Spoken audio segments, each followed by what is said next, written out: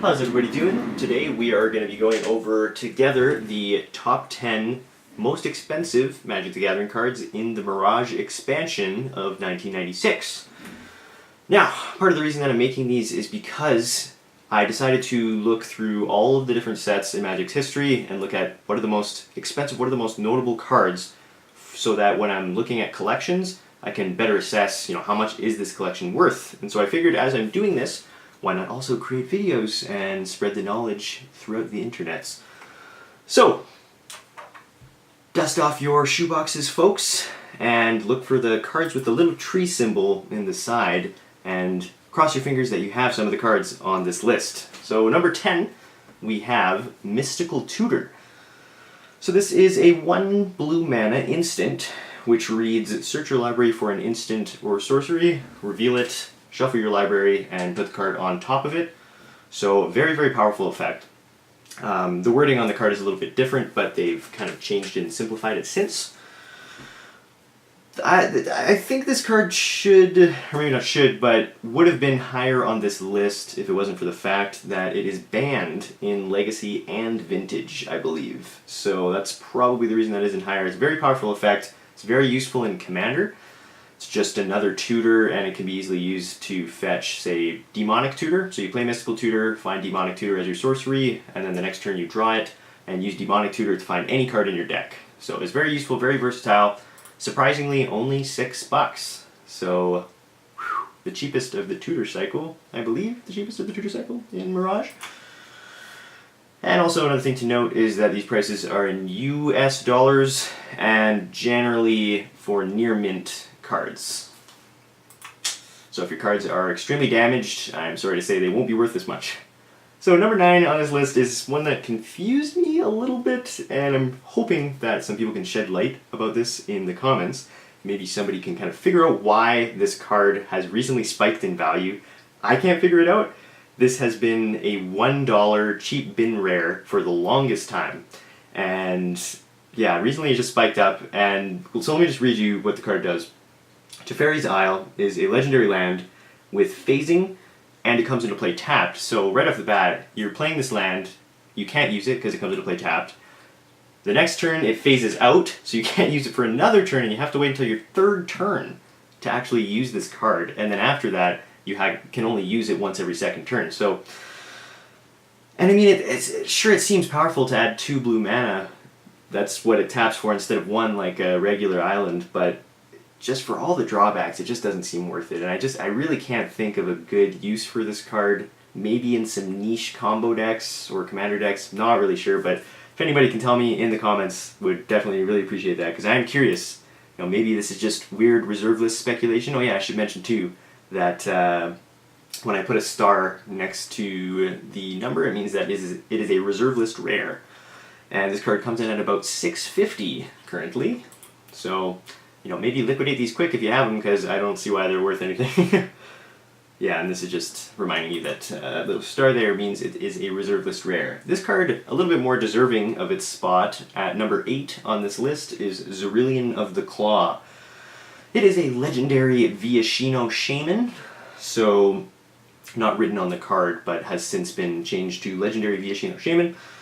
It is a 3/4 for 5 mana, so 3 colorless and 2 red, and it has an activated ability with tap and pay 1 colorless and 2 red, so 3 mana, to search your library for a dragon card, put it into play as though it were just played, shuffle your library, that creature has haste, and remove it from the game at the end of the turn. So, a couple of neat interactions with this card is that, of course, it will trigger any enters the battlefield effects and any leaves the battlefield effects. So cards like Bogarden Hellkite, which are normally very expensive, 8 mana, and that card has the ability that when it comes into the battlefield, it deals 5 damage divided as you choose among any number of creatures and or players. So that can be very powerful in conjunction with this card, and you get to swing with it, of course, for the 1 turn at your opponent.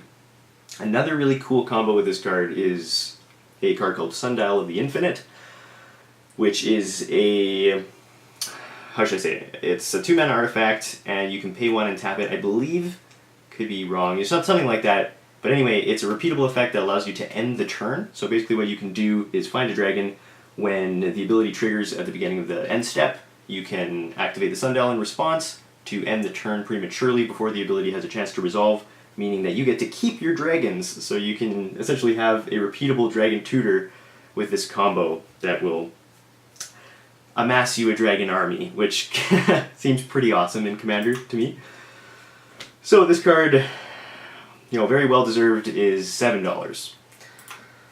And the next card on this list is Cadaverous Bloom. So this card has a lot of, let's just say, rich history. It was used, so Pro Tour player Mike Long piloted this deck, which he called, I don't know if he called it, but it was called Prosperous Bloom, in which a card called Prosperity, which was each player draws X card. Sorry, each player draws X cards was combined with this card for a devastating effect. So let me just read you what Cadaverous Bloom does. It is 3 colorless, 1 black, and 1 green for a total of 5 casting cost for an enchantment, which has the ability to choose a card in your hand and remove it from the game to add 2 black or 2 green to your mana pool.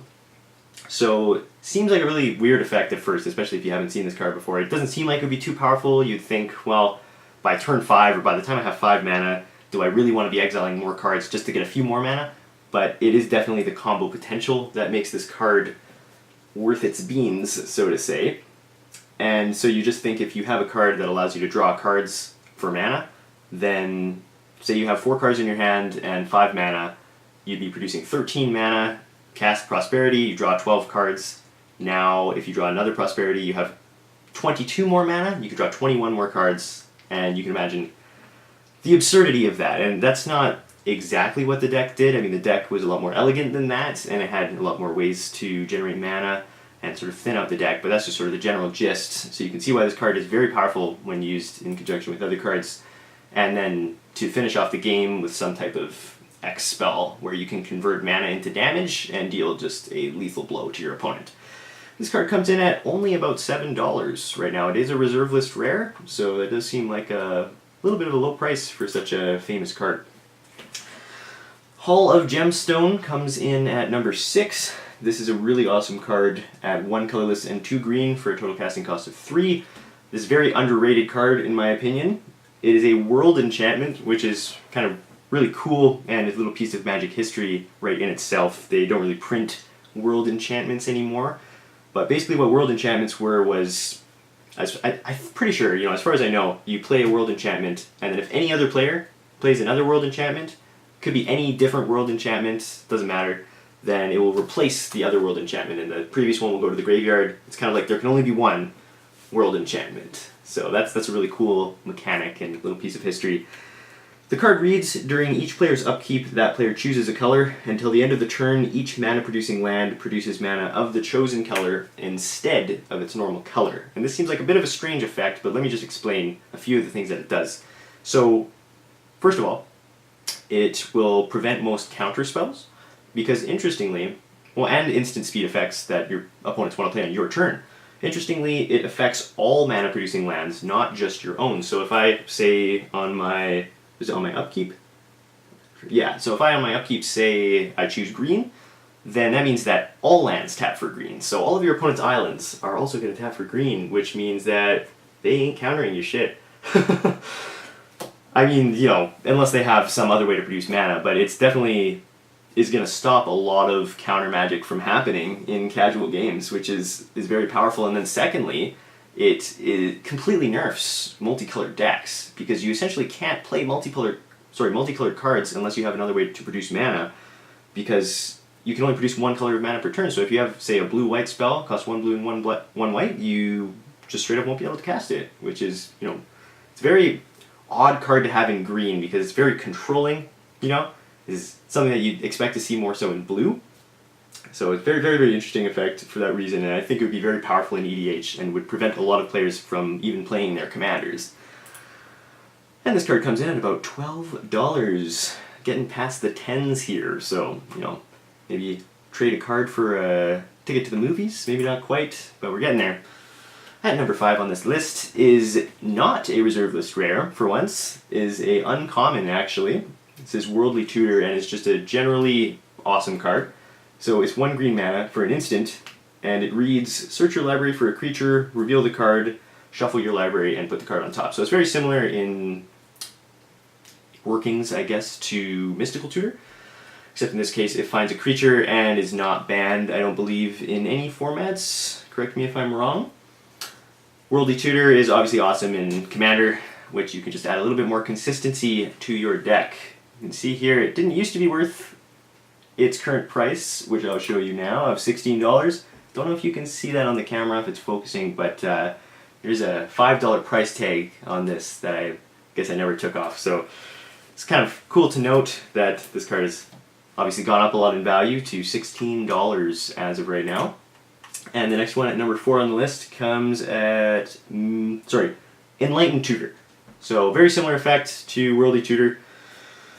As for the cost difference, I think this card is very, very useful, very powerful effect. Search your library for an artifact or enchantment card, reveal the card to all players, shuffle your library, and put the card on top for 1 white mana at instant speed. Should be noted too that with these tutors, you can play them at the end of your opponent's turn, effectively getting the card into your hand instantly. Not that it's still card disadvantage, or whatever you want to call it, because the card goes on the top of your library instead of into your hand, but you can get it sort of more instantaneously in some senses in that way.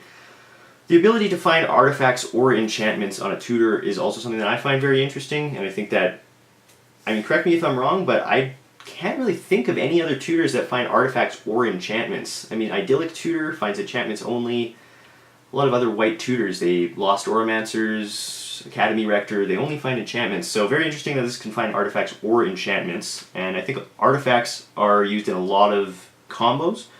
And I think, especially for Commander, there's a lot of artifact combos. So that could explain the reason that this card is $17.50, a little bit more expensive, generally speaking, than Worldly Tutor. And at number 3 on this list comes Shallow Grave, another reserve list rare. And a few interesting things to note about this card. So, first of all, 1 colorless, 1 black for 2 casting cost. Instant speed, and that is one of the most interesting parts about this card. And it reads, put the top creature card from your graveyard into play as though it were just played. The creature is unaffected by summoning sickness, so it has haste, and remove the creature from the game at the end of the turn. So, first of all, it's just weird. The fact that the order of your graveyard actually matters with a card is something that hasn't been printed for a very long time. So, it's just a very interesting, unique, strange effect to have. And the fact that it's instant speed is perhaps one of the most useful aspects of it, I want to say, because you can respond to Emrakul's ability, and you can reanimate yourselves in Emrakul for a turn. So how do you do that? The ability on Emrakul, which is specifically designed to thwart reanimating it, reads, when Emrakul is put into a graveyard from anywhere, its owner shuffles his or her graveyard into his or her library. And normally Emrakul would be included, but if you respond to Emrakul's trigger by playing Shallow Grave on the stack ahead of it, your Shallow Grave resolves first, Emrakul comes onto the battlefield, then its ability resolves, shuffling your graveyard into your library. So yeah, that's definitely a very interesting use of this card, and I believe it would also work with Worldspine Worm, has a similar effect, and the other 2 Eldrazi Titans. Should be noted that it will not work with cards like Progenitus that have a instead effect, because those cards never actually technically go to the graveyard. This card has had a very volatile, I want to say, history. I don't know if you can see very well on the camera here, but this is a screenshot from MTG Goldfish in which the price is, it's very uppity downity, it's very kind of crazy. So yeah, who knows what the price will do in the future, but for now it comes in at about $20, and some websites had it at $25, but it looks like it just recently spiked up, and I'm assuming it's going to keep leveling out for a little bit, so I just thought it was maybe a little bit more accurate to say that it's around a $20 card. I feel like it's going to kind of sink down there. Oh, and another thing to note too, it's similar in effect to a card called Goryo's Vengeance, which is a $45 card. However, it should be noted that Goryo's Vengeance is modern legal, whereas Shallow Grave is not. At number 2, oh exciting, we're almost there, we have Phyrexian Dreadnought, another reserve list rare. Phyrexian Dreadnought is a very strange card, and it's hard to see why this card would be so good. At first it actually seems pretty bad, so let me just read it to you. It's 1 colorless mana. For an artifact creature, has trample. When Phyrexian Dreadnought comes into play, sacrifice any number of creatures with total power 12 or more, or bury Phyrexian Dreadnought, which I think has been changed to sacrifice Phyrexian Dreadnought.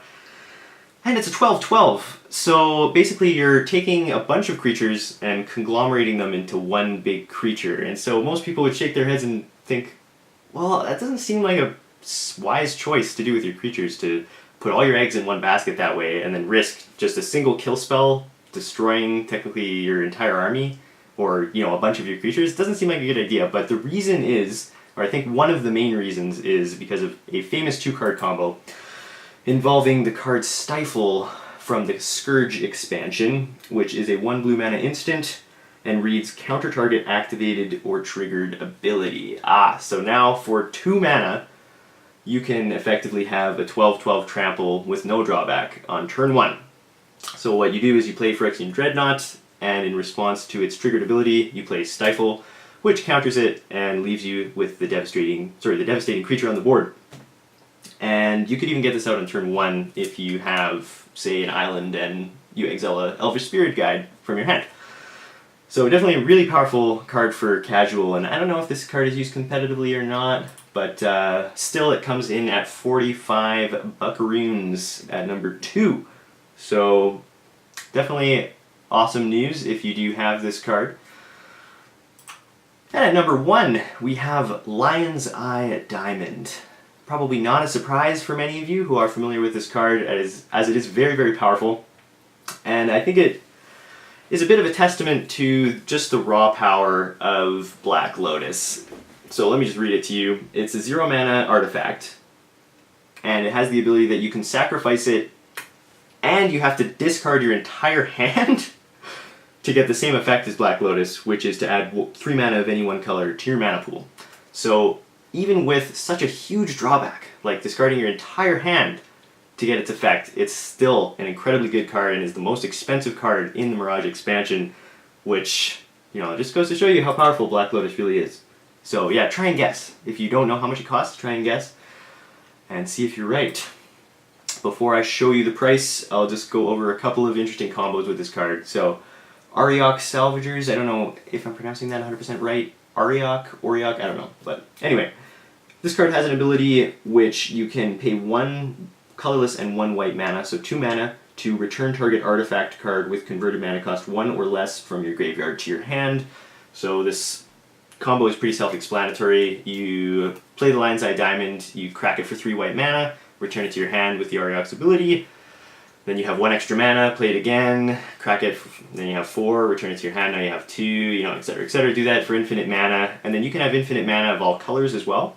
So you can play this card after you've generated infinite white mana, and then use that white mana to bring it back while producing red, let's say, or blue, or whatever. So as long as you have something on the field which you can kill your opponent with, like some type of activated ability with X or that is repeatable, then you're good to go. The other interesting combo with this is Infernal Tutor. So basically what this does is, Infernal Tutor is 1 colorless, 1 black. For 2 mana, it's a sorcery. You can reveal a card from your hand to search your library for a card with the same name as that card, reveal it, and put it to your hand, and then shuffle your library. But that's not the important effect. The important effect is that if you have Hellbent, as in if you have no cards in your hand, you can instead search your library for any card, put it into your hand, and then shuffle your library. So it essentially becomes Demonic Tutor in that sense. So what you can do is play Infernal Tutor. While it's on the stack, you hold priority, and you crack Lion's Eye Diamond. You add 3 mana to your mana pool, you discard your hand. When the Hellbent checks if there's any cards in your hand, you don't now, and so you get to find any card, and hopefully you'll be able to use that 3 mana to play whatever card you found, which maybe it was a combo piece that will win you the game. So is definitely a noteworthy combo with this card. Something funny that somebody said to me was, hey, this card, this is actually better than Black Lotus. It's like 2 cards in 1. It's 1 with nothing and Black Lotus in a single card. And I thought that was pretty funny. And now for the price, the moment you've all been waiting for. This card comes in at about $200 at the making of this video. So if you guys have any of these cards laying in your collection, definitely let me know in the comments. That would definitely be an exciting moment for somebody who doesn't know how expensive this card has gotten. And lastly, an honorable mention is the poor Flash This card has a very unique and interesting history. It is very, very broken, and so I'm just going to read it to you briefly. 1 colorless, 1 blue, instant. Choose a creature card from your hand, put that creature into play as though it were just played. Pay the creature's casting cost, reduced by up to 2 colorless mana. If you can't, bury the creature. Which I think has been changed to sacrifice the creature. So anyway, it will trigger any enters the battlefield effects and any leaves the battlefield effects, which can be incredibly strong, and that is even if you don't pay the 2 colorless mana. After this card was printed, shortly after, the Wizards of the Coast actually changed the wording of the card to basically kind of reduce its power level a little bit and make it do more so what it was intended to do. And then at some point far in the future, they decided that they shouldn't be retroactively changing cards because that just makes the game more confusing, and that they should own up to their mistakes. So they changed the card back to do what it actually says it does. And very soon after, the card was banned because it's so powerful. And the main reason is just for the combo potential, right? And there's one combo with a card called Protein Hulk, and you can basically win the game instantly once you play this card if you flash in a Protein Hulk. And I'm not going to explain the exact details of the combo, but that caused this card to be basically insta-banned. And so, unfortunately, although it could be considered to be the most broken card in the set, these only run at about $2 to $3 each. So, sorry to say, if you do have any of these cards, they are not worth very much. So lastly, was there anything I missed on this list? I would definitely be interested to know if you guys have any more information to add about, any stories, any relevant background information about the cards that I listed, any extra combos that you think are interesting with these cards. Any speculations on which cards you think are going to go up or down in value, of which cards you think are going to make it on this list in the future, which cards you think might be knocked off the list. Teferi's out. That's just my guess. But definitely let me know your opinions in the comments. I'd love to hear it. And yeah, I will see you guys in the next video.